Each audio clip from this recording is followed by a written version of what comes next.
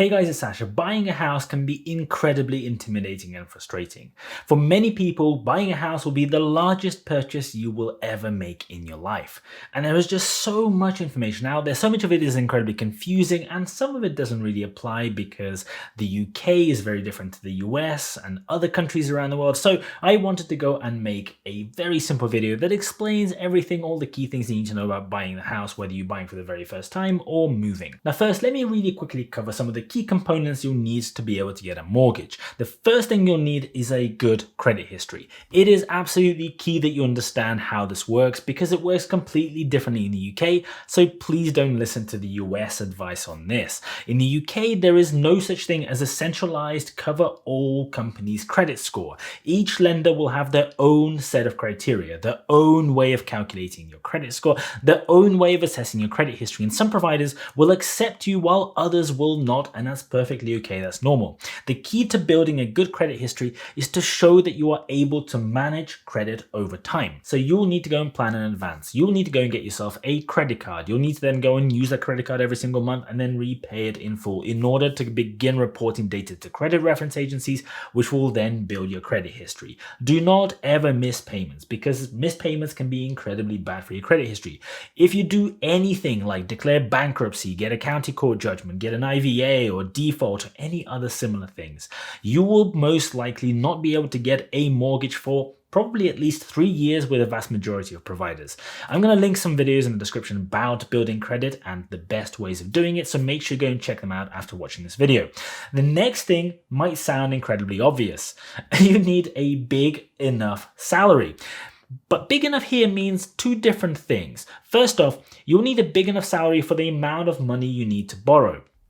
The amount you will borrow is the total price of the house that you're buying minus your deposit. Legally, lenders are only allowed to lend out up to about 4.5 times your salary, or 4.5 times the combination of your salary and your spouse, for example, if you're buying together. So if you earn £50,000 per year, that will mean that you can borrow up to £225,000. If your deposit is £25,000, then you can buy a house worth a total of £250,000.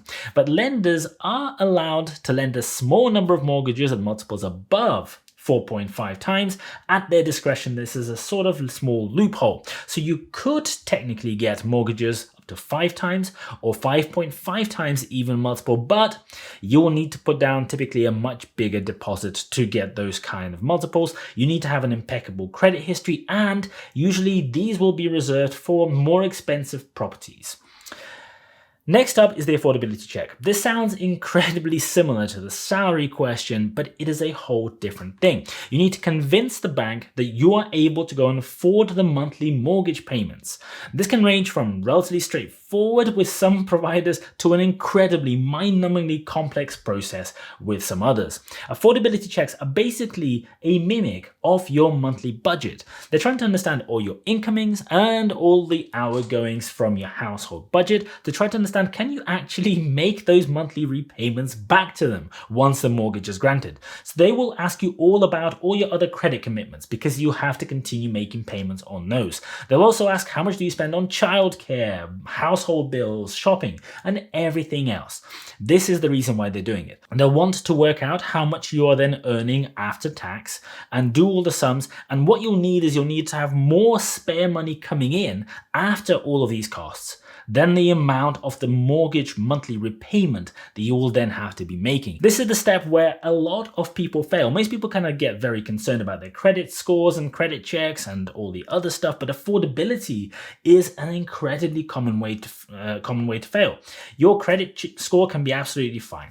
Your salary can be high enough and you can be in a good job earning a lot of money, but the affordability is where people can often get really stuck.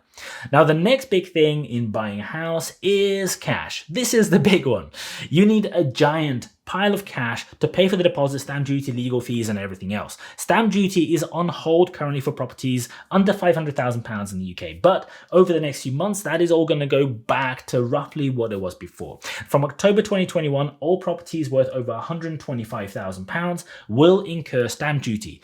And if you're buying a mansion in Cumbria or a tiny shoebox somewhere in London, you might have to pay as much as 10% or even 12% on your property. The media will tell you that if you're a first-time buyer, you can now get 95% mortgages, which means you only need a 5% deposit. How amazing. But the truth is, you'll be paying a much more expensive rate in order to get that. Typically, for the mortgages that are available at the moment, you're paying something like 4 to 5%, which is super expensive for a mortgage in the current interest rate environment.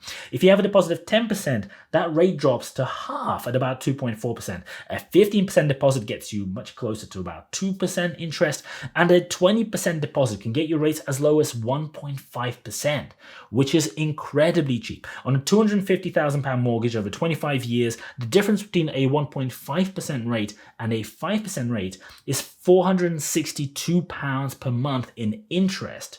So you're going to be paying considerably more if your deposit is low. So let's talk about how you actually need to go and save the money for your mortgage deposit, because that is the most difficult bit. First, let's talk about how much you actually need to save, because this is a question that some people underestimate.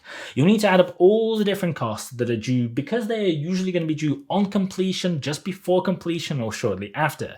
And the costs that you need to account for are: 1, the deposit. You might need as much as 15 to 20% of your purchase price to get those decent mortgage rates. 2, stamp duty. Check what the amount you are going to have to pay on the gov.uk website in case this changes over time. Next, you'll need to pay legal fees. These do vary, and there's a lot of different variables in there, but expect to pay between £1,000 and £2,000 on average, and this will include all your different searches and things like the land registry fee. Now, the next item is the survey fee. This may not be compulsory, and some people choose to not do it, but in the grand scheme of things, it's actually not that much money, and it is often a good idea. It will give you a detailed report about your property with a detailed explanation of some of the pros and cons of it from a structural and other perspectives, and it can be really eye-opening.